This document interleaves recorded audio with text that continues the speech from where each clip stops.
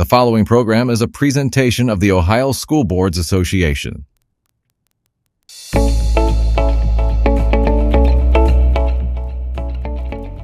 It's an odd-numbered year, which means school board races will be on ballots across Ohio this November. Hey everyone, it's Scott Gerfen, and welcome to the Legal Ledger Sidebar. Well, as election season approaches, OSBA is hearing from both first-time and veteran candidates with questions about everything from organizing a campaign to record-keeping and filing required reports. OSBA's legal division is here to connect candidates with the tools and guidance they need as the campaign begins for the November election. Well, today I am joined by Staff Attorney John Price and Jennie Hardin, our Senior Deputy Director of Legal Services, to cover some of the campaign basics every board candidate should know. So, Jennie, how many school board positions are we going to see on the ballot this year? That's a great question, Scott, and it depends. For most boards, there are 5 positions, which means there are either 2 or 3 open seats in the November election.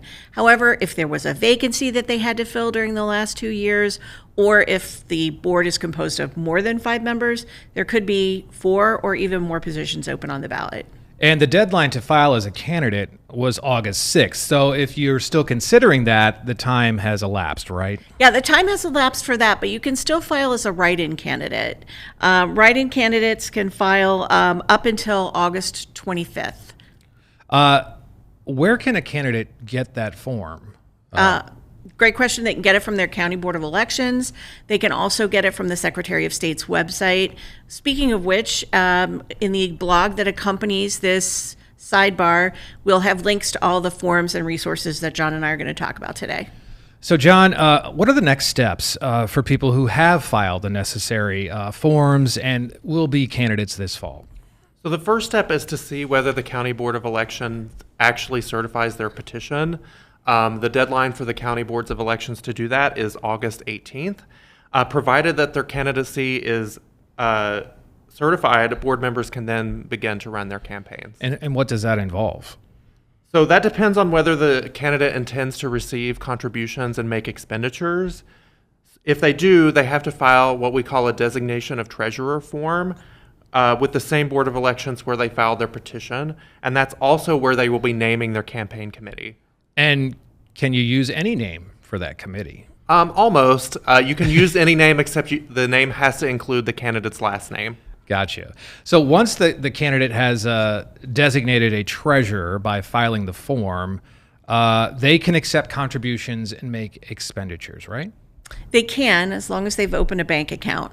The bank account has to be just for the campaign. You can't use your personal account or a business account to deposit campaign contributions or make expenditures.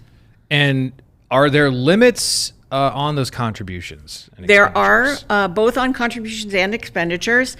For example, candidates can't accept contributions from people who are not U.S. citizens or people who are younger than 7. 7 and up is fine.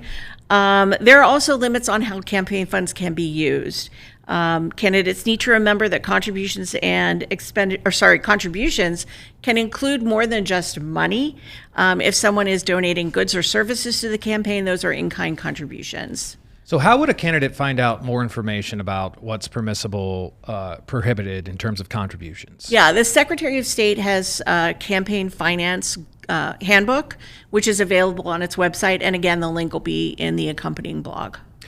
So, John, I know that candidates must keep records of their contributions and expenditures. That's right?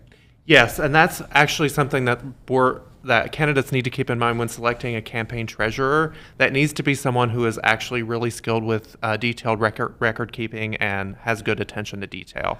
What kind of records will candidates and their treasurers be keeping? What do they have to keep track of? Yes, so for contributions, the candidate and treasurer need to keep itemized records of the contributor's name and street address, and the date, form, and amount of the contribution.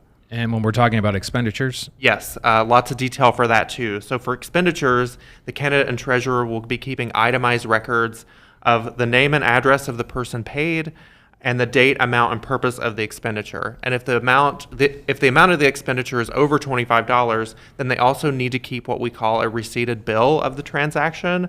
And that can be a canceled check, a printout of the bank statement listing the payment, or a receipt marked paid by the vendor.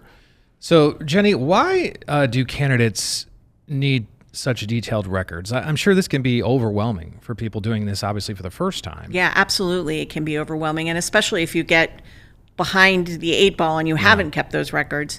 They need the records because they're going to be required to file campaign finance reports. Most candidates will have to file at least 2 campaign finance reports in connection with this election. You said most candidates. How does a candidate know whether they have to file? Well, the best resource is that campaign finance handbook that we already talked about. Generally, if a candidate, as I said, most candidates have to file. The only people who don't have to file are people who are not accepting any contributions or making any expenditures, or they filed a waiver from the filing requirement, and then, of course, complied with the waiver requirements. Otherwise, everyone has to file. Even if everyone has to file. So what if a candidate is funding their own campaign? They're not taking money from anyone else.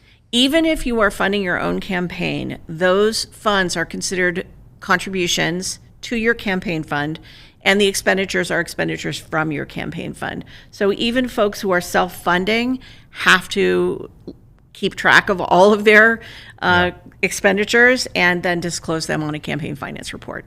John, when are pre and post general election reports due?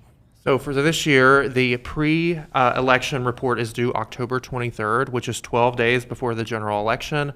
The post-general election report is due on December 12th, which is 38 days after the election. And what needs to be included in those reports? So it depends on when the candidate began to receive contributions and make expenditures, and it also depends on the amount of those contributions and expenditures. More information about all the requirements is included in the SOS Campaign Finance. I would encourage folks to just go look at that because there's a lot of detail involved. So once a candidate has filed 2 reports as a candidate, those 2 reports as a candidate, are they done? They might be. So if they've spent down their campaign fund legally and terminate their campaign, then they're done. If they don't do that, then they need to check with their county board of elections about ongoing filing requirements. Well, thank you for covering some of this for our candidates today. If anyone viewing this sidebar has more questions, can they call one of you? Absolutely. We're happy to answer questions, and if we don't have the answers or can't find them for any reason, we can connect people with folks who will have those answers. People can call us at any time on the legal hotline, which is 855 OSBA Law or 672-2529. We'll be happy to get back to you. And John, there is I'd be remiss if we didn't mention this, but OSBA does have a getonboardohio.org resource for anyone who is running for school board, right? That's correct. And as Jennie said, we're happy to talk to any would-be candidates about those processes on the legal hotline. Thanks for joining us on this edition of the Legal Ledger Sidebar. We'll see you next time.